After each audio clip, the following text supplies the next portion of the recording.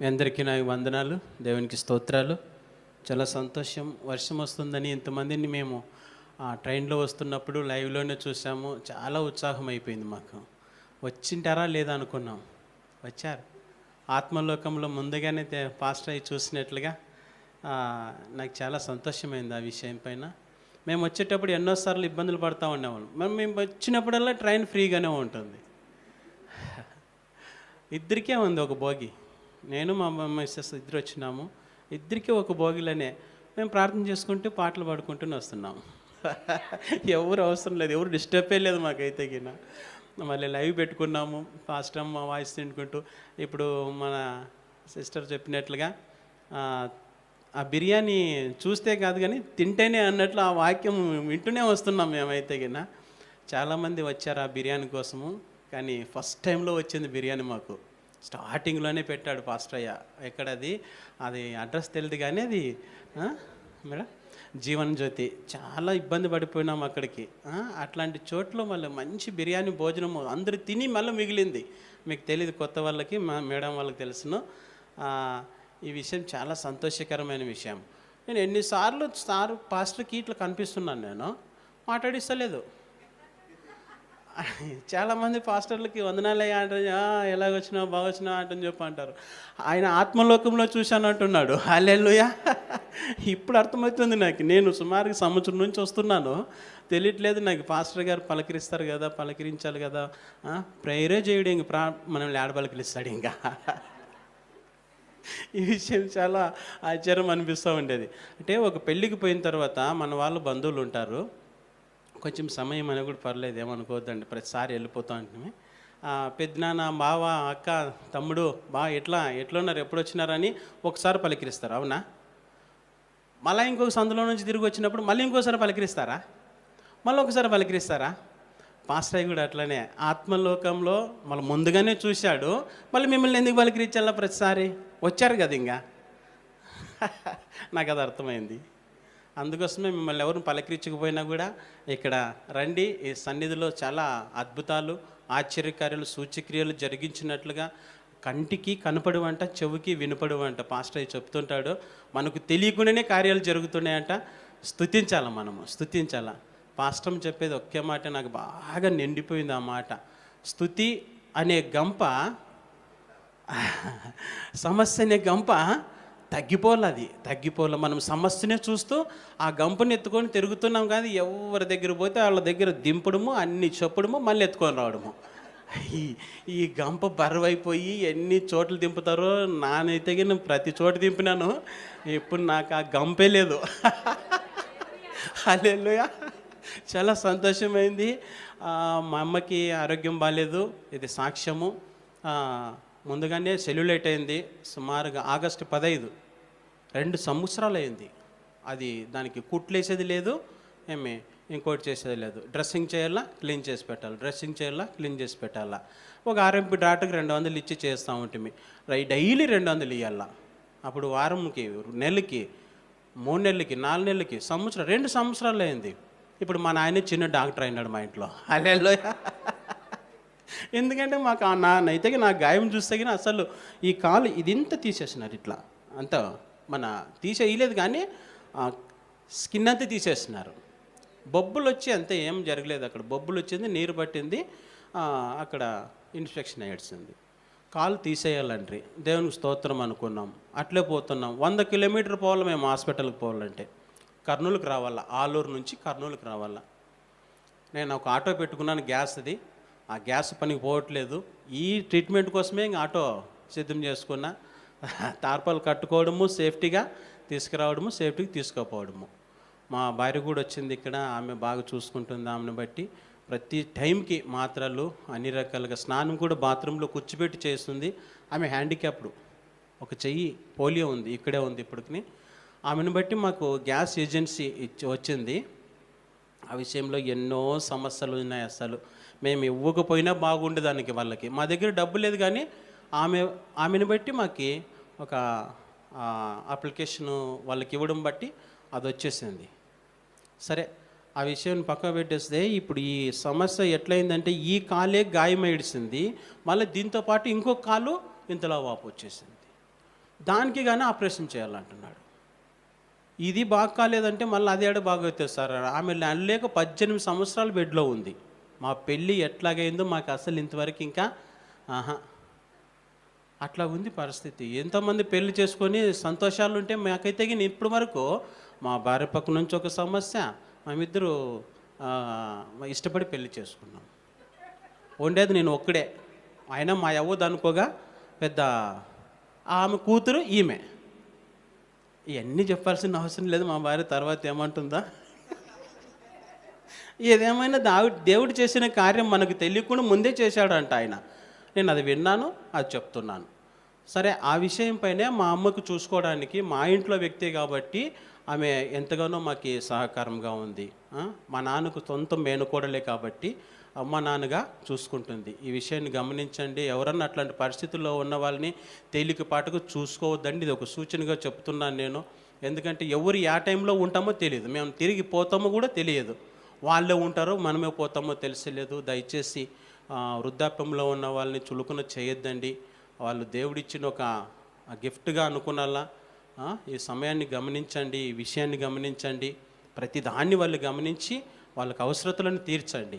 Operation అన్నాం కదా, operation చేయించలేదు మేము. డాక్టర్ చెప్పాడు, సార్ ఉంటే ఉన్ని పోతే పోయింది, ఎప్పుడో ఒకటి మేము వాపస్ తీసుకుపోతామని. ఇంటికి వచ్చేసినామా, ఆయన ఒక సొల్యూషన్ చెప్పిన. పాత కాలపులో ఏదో అవి హిమోగ్లోబిన్ అని ఏదో రవ్వలు ఉండేటివంట, అట్లాంటివి వేసి కట్టించినాడు అతని.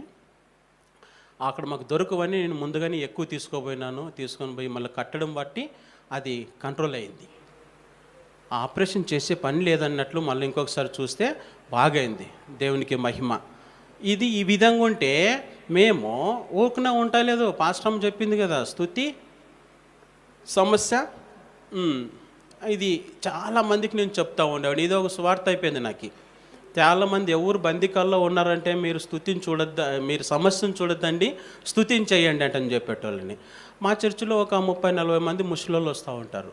వాళ్ళందరికీ ఇదే చెప్పినాను. నాకంటే ఎక్కువ వాళ్ళు చేస్తున్నారు ఇప్పుడు. అది హల్లెలూయా. చాలా విషయం మీరు గమనించండి. నేను తెల్లారుజామున ఖచ్చితంగా సంవత్సరం నుంచి లేస్తూనే ఉన్నాం. మేము ఎవరు పెండ్లికి పోయినా, ఎవరు బంధువులింటికి పోయినా మేము లేసేదే, మా పని మేము చేస్తూ ఉండేది. ఒకరికి డిస్టర్బ్ కాకోకున్నట్లు మేమే హెడ్ ఫోనో లేదో ఏదో ఒక రకంగా ఉన్న ప్లేస్ని బట్టి. నేను బస్ స్టాండ్లో పోయినా కూడా స్తుతి రాసేవాడిని, తెలుసునా మీకు? డిస్టర్బే లేదు నాకు. అంతమంది అరుస్తూ ఉంటారు, నాదేమో స్తుతి. హల్లెలూయా. నా బుక్కులు ఇప్పటికీ ఉన్నాయి. నాకు వేరే వాళ్ళు కానీ మన పరిచయమైన మన ఫ్రెండ్స్ ఫోన్ చేసి అది ఎట్లా రాసినా ఒకసారి చూపివ్వమ్మకి అంటని చెప్పంట. ఇది గొప్ప ధననిధి. ఇది ధనికులకు, సామాన్యులకు, ధనవంతులకు తరిగేది కానే కాదు ఇది. హల్లెలూయా.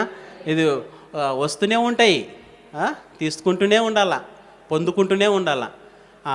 కొన్నిట్లో పడి ఎగిరి పోదామంటని చెప్పని ఎగిరాలా, పోతుండాల. దూతలు మనల్ని కాపాడుతూనే ఉంటాయి. హల్లెలూయా. అతను 38 సంవత్సరాల నుంచి పడి ఉన్నాడంట. ఎక్కడ?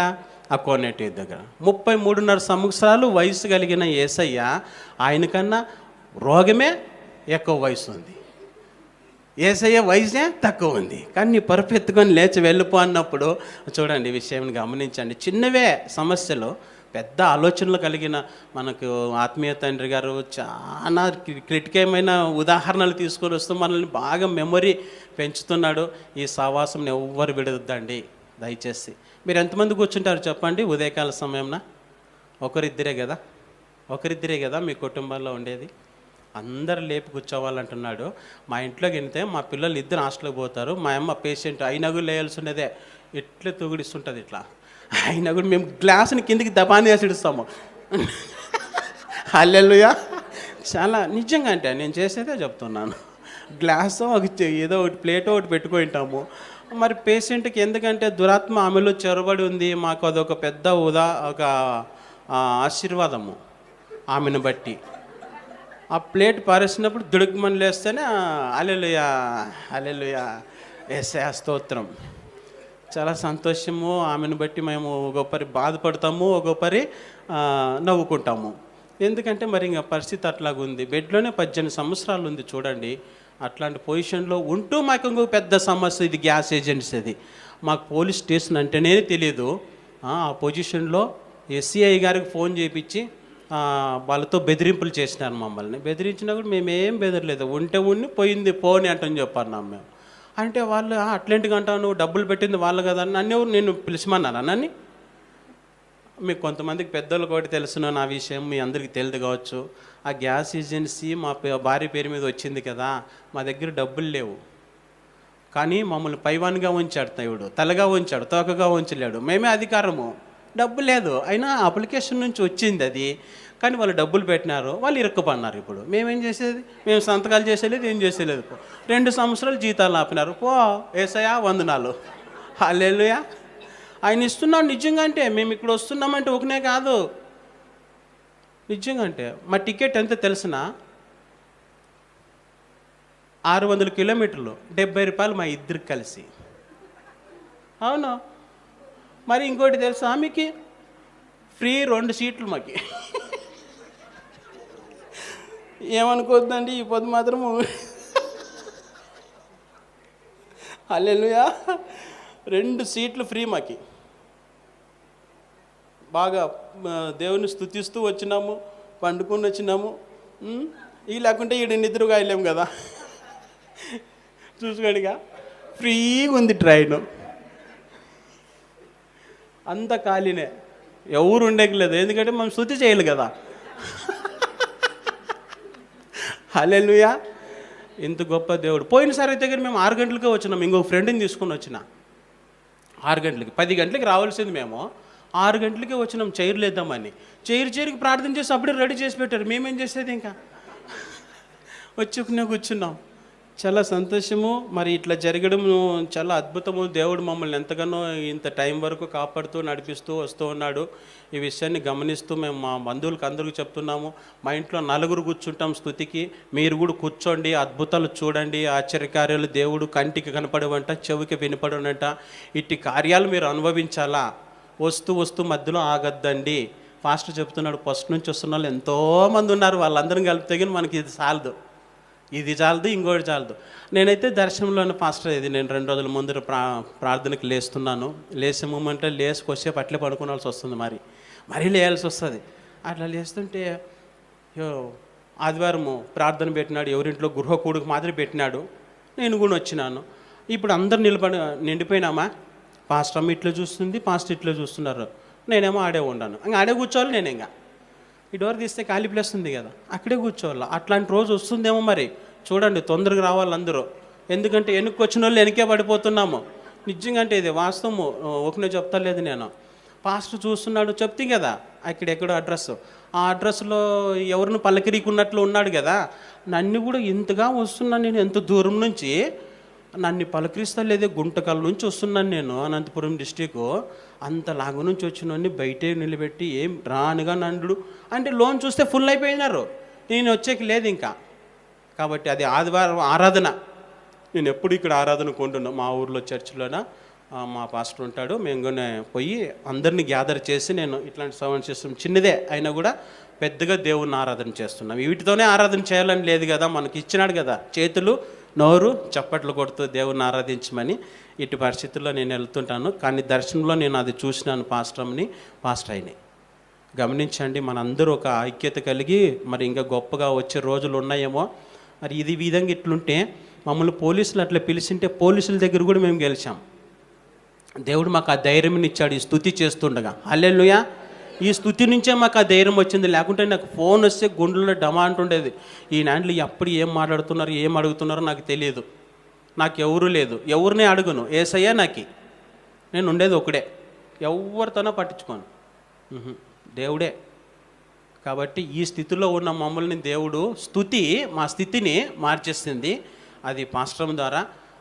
ఇది కార్యము త్వరలోనే జరుగుతుంది. ఏది ఏమైనా కూడా మన మేలు కోసమే, మన మార్పు కోసమే ఇవన్నీ జరుగుతుంటాయి అన్నట్లుగా వీడిని గ్రహిస్తున్నాం. అద్భుతం అంటే మా అమ్మకి ఆపరేషన్ చేయకున్నట్లు జరిగింది, మేలయ్యింది. ఎందుకంటే 2వ కాలు కట్టలేకపోతాడు మా డాక్టరు. మా నాయనే బాధపడతాడు, ఎన్నిసార్లు బాధపడతాడు. ఎందుకంటే పాపము అంతా మా నాయన ఉన్నాడు కాబట్టి మేము బతికింది. లేకుండా ఉంటే కానీ నేనైతే చూసుకోలేను, నాకు భయం అవుతుంది కట్టాలంటేనే. ఆ స్థితిలో ఉండగా ఆ కాలుని మేలు చేయించినాడు దేవుడు, కార్యములను జరిపింపచేశాడు. ఆ గ్యాస్ ఏజెన్సీ వాళ్ళది కూడా బాగా పోయి బెదిరించి వచ్చేసినాను. సీఏ దగ్గరికే పోయి మాట్లాడినాను. ఉన్నిందే ఏంది మాట్లాడుతున్నాయా అంటే, నన్ను ఇదే మాట్లాడుతున్నా, ఉన్నిందే మాట్లాడతా. మిమ్మల్ని మా ఇంటికి రమ్మన్నారా అప్లికేషన్ ఇప్పించుకునేకి, నెలకు 16,000 రూపాయలు జీతం ఇస్తూ, ఇంకొకడు వచ్చినాడు నీకు 50,000 ఇస్తాను, ఇది మా సొంతం చేపి అని అడుగుతున్నాడు. ఆ సరే పాస్టర్ అమ్మ నాకేమో నాకు తెలియదు, నేను కానుక పెట్టి ప్రార్థన చేస్తామని నేను పోయింటే పాస్టర్ అమ్మ నాకు కానుక ఇచ్చింది. హల్లెలూయా. ఆమెకు అనిపించిందంట, అబ్రామయ్య గారు, నా పేరు అబ్రామయ్య గారు నీకు ఇవ్వాలనిపించింది, పాస్టర్ ఎక్కడ చెప్పింది ఆ పాస్టర్. వాళ్ళు 50,000 ఇస్తామన్నారు పాస్టర్ అమ్మ ఇచ్చినాక. చూడండి, 50,000 ఎక్కువ 16,000 ఎక్కువ. చిన్న కానికే పాస్టమ్ ఇచ్చింది, కరెక్ట్ 500 ఇచ్చింది పాస్టమ్మ. ఇది 50 లక్షలు కావాలని చెప్పి పోయినాను నేనైతే గిన్న. అది 50,000తో వచ్చింది. ముందున్న రోజుల్లో మరి దేవుడు కార్యం చేస్తాడు. ఈ సాక్ష్యాలు అంత ఆషామాషివి కాదు. మీలో ఏది జరిగినా వచ్చి తెలియపరచండి. 100 ప్రసంగాలకు సమానమని సెలవిస్తున్నాడు పాస్టయ్య. ఈ విషయాలు ఇంకా చాలా ఉన్నాయి నా విషయంలో దేవుడు చేసిన కార్యాలు. నేనైతే కానీ వదలతలేదు. దేవుని కార్యమును మరి చూడాలా, కంటికి కనపడు చెవుకి వినపడు అనే కార్యాలని విని గ్రహించి వాటి ప్రకారంగా మనం అందరం కలిసి దేవుణ్ణి ఆరాధించిన వారమే ఉన్నాం. హల్లెలూయా. మంచిది, చిన్న సాక్ష్యం దేవుడు దీవించును గాక. పెద్ద సాక్ష్యాలే ఇవి, చిన్నవి అంటాం అందరూ.